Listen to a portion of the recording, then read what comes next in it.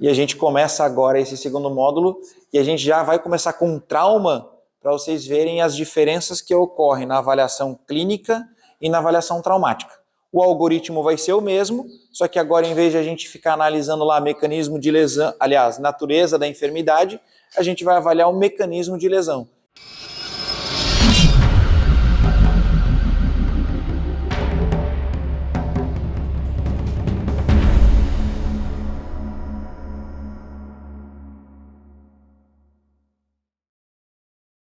Nossa aula de hoje é voltada exclusivamente para a biomecânica do trauma.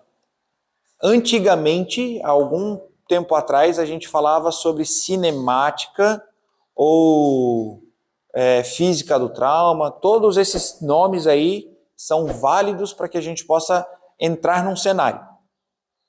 Eu só quero recapitular algumas coisinhas aqui com vocês. Qual que é o primeiro item quando a gente chega na cena? Avaliação da cena. Na avaliação da cena, obrigatoriamente, a gente precisa fazer o quê? Analisar o cenário, quantidade de vítimas, analisar o mecanismo de cena. Naquele algoritmo, no algoritmo prioritário que nós temos para abordar já a vítima, obrigatoriamente a gente tem esse algoritmo geral, onde nós vamos fazer análise de cena, impressão geral, avaliação primária, histórico do paciente, e aí a gente termina e toma a decisão de transporte, se ele é um clínico, se ele é um traumático. A partir de hoje, a gente vai começar a entrar no trauma. E aí, a primeira informação que nós temos que ter é da avaliação de cena, onde nós vamos garantir a segurança do cenário, onde a gente já fez aula de segurança de cena, certo? Rodovias, vias urbanas, controle de isolamento, controle de populares, coletar essa informação com as pessoas que estão ali no local. Então, tudo isso aqui é importante. E agora, antes a gente só falava da natureza de enfermidade, onde nós tínhamos um paciente inconsciente e qual que é a principal queixa dele? Dor no peito, caiu, está inconsciente, não consegue respirar, enfim. Essa foi a primeira parte. Agora não, agora a gente já tem o mecanismo de lesão. O que pode ter acontecido com ele?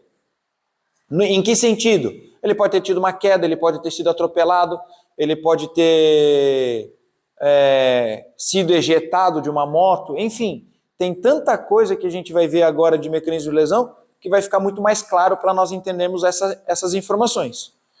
E além disso, cuidados com os EPIs. Sempre que vocês chegarem no cenário, vocês vão nos avisar, principalmente na prova, tá?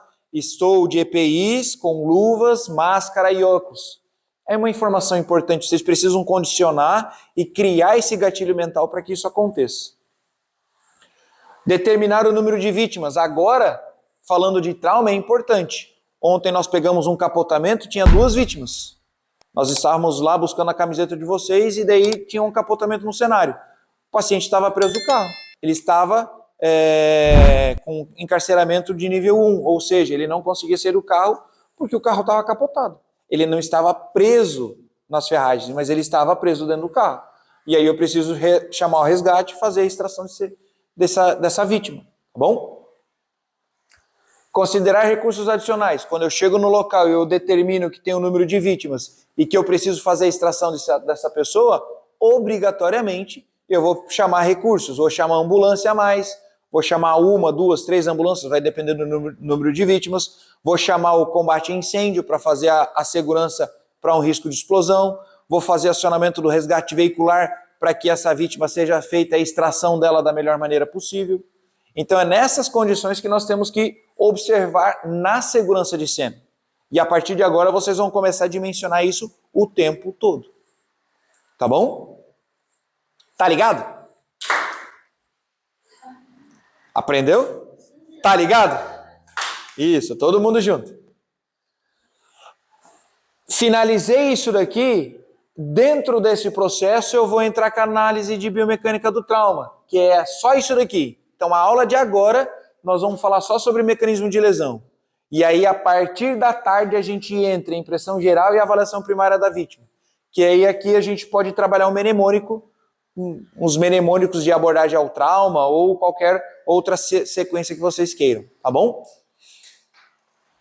Dentro dessa introdução aqui, entendendo a cinemática do trauma ou até mesmo da onde que vem a ideia, Do grego, essa palavra aqui que eu não vou usar a repetir, porque eu não tenho ideia de como é que se pronuncia isso daqui, mas ele é igual a movimento. Essa é a origem da palavra cinemática ou até mesmo em relação à transferência de biomecânica do trauma. Quem lembra do ensino médio vai gostar das físicas da vida, né? Onde você tem um movimento, um corpo em movimento, que ele gera vetores de deslocamento. Onde o qual a gente sempre vai analisar essa força que ele está sendo exercida sobre ele.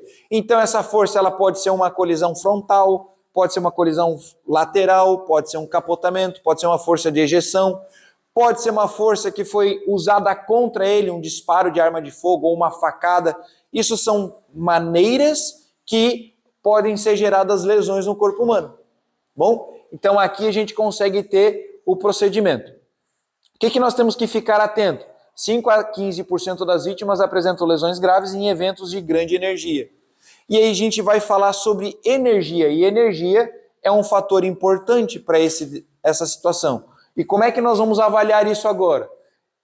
Como é que eu consigo definir trauma? Eu acredito que no primeiro módulo a gente já falou sobre isso. Qual é a diferença de uma energia, de uma emergência clínica para uma emergência de trauma? Quem lembra? O trauma tem troca de energia, sempre. O trauma é igual a troca de energia, é uma transferência de energia. E essa transferência de energia, ela pode gerar lesões. Por isso que o trauma, ele é o mais, não é que seja o mais legal, mas ele é mais divertido de atender, mas ele também é mais simples. Apesar de gerar lesões mais graves, mas ele é mais simples. Já na emergência clínica, nós temos aí uma variação de ocorrências. Pode ser de origem cardíaca, pode ser de origem ventilatória, pode ser de estado mental alterado, pode ter uma intoxicação, pode ser de origem obstétrica, pode ser pediátrico. Então, olha só, quando a gente pega esse público nas emergências clínicas, ele é muito variado. Agora, no trauma, não. No trauma, a gente vai ver aqui que ele é muito simples. E o número de vítimas, ele fica bem limitado. Nós podemos ter uma vítima consciente e orientada, uma vítima que ela está consciente, mas confusa, ou nós podemos ter uma vítima inconsciente que não se mexe, mas ela pode ter, ou até mesmo uma pessoa com um estado mental alterado, mas que consegue se movimentar. Então esse volume de informação é muito comum.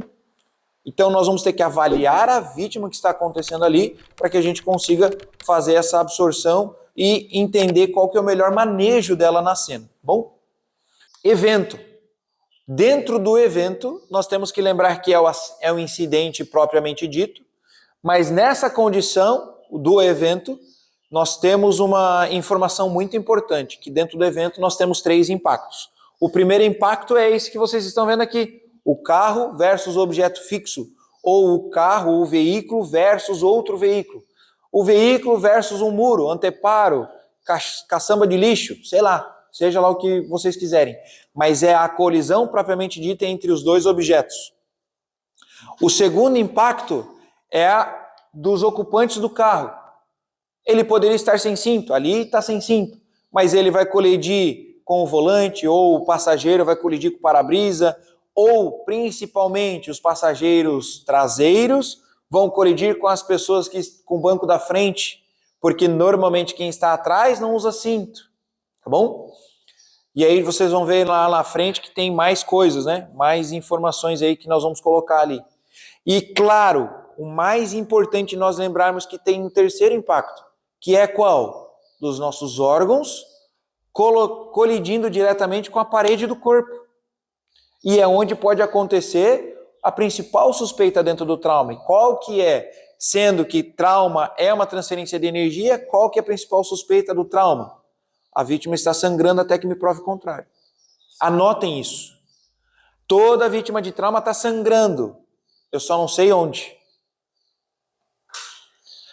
Quando é uma hemorragia maciça ou massiva, chama como quiser, mas ela é uma hemorragia externa, grande, fica fácil de a gente ver. Mas quando você olha para o paciente e você vê que ele por fora não está sangrando, eu tenho que lembrar que ele sofreu um trauma. Trauma é transferência de energia, e transferência de energia pode ter gerado uma um deslocamento dos órgãos internos e gerar uma hemorragia interna. Então, até que me prove o contrário, esse paciente pode estar sangrando.